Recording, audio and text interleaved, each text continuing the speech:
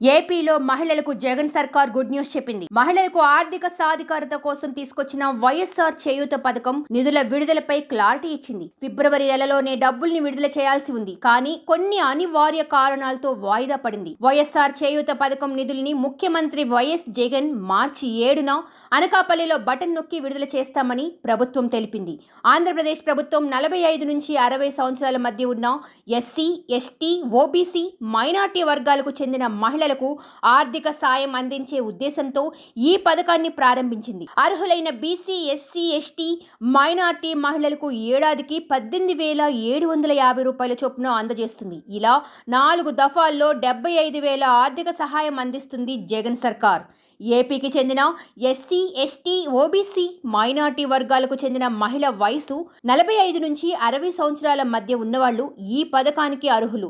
ఈ పథకానికి దరఖాస్తు చేసుకునే వారికి Aadhaar card, ration card, bank account ఉండాలి. కుటుంబ ఆదాయం గ్రామీణ ప్రాంతాల వారికైతే 10,000, పట్టణ ప్రాంతాల వారికైతే 12,000 మించి ఉండకూడదు. కుటుంబం మొత్తానికి 3 ఎకరాల మాగాణి లేదా 10 ఎకరాల మెట్ట లేదా రెండు కలిపి 10 ఎకరాలకు మించి ఉండరాదు. ప్రభుత్వ ఉద్యోగులకు ఈ పథకం వర్తించదు. ప్రభుత్వ పెన్షన్ తీసుకునేవారు కూడా అనర్హులు. అలాగే కుటుంబానికి సంబంధించిన కరెంట్ మీటర్ వినియోగం 6 నెలల సరాసరి 300 యూనిట్లకు మించకూడదు. ఈ పథకానికి దరఖాస్తు చేసుకునేవారు పట్టణ ప్రాంతంలో ఉంటే వారి ఇంటి స్థలం 750 చదరపు గజాలు మించి ఉండకూడదు. అలాగే కుటుంబంలో ఏ ఒక్కరూ కూడా ఆదాయ పన్ను చెల్లించకూడదు. కుటుంబంలో ఎవరు కూడా 4 చక్రాల వాహనాన్ని కలిగి ఉండరాదు. అప్లికేషన్, ఆధార్ అప్డేట్ హిస్టరీ, కుల ధృవీకరణ పత్రం, ఆదాయ పత్రం, bank passbook, ration card, bio eKYC, iris authorisation చేసుకోవాలి. వైఎస్ఆర్ చేయూత పథకానికి దరఖాస్తు చేసుకోవడానికి గ్రామ,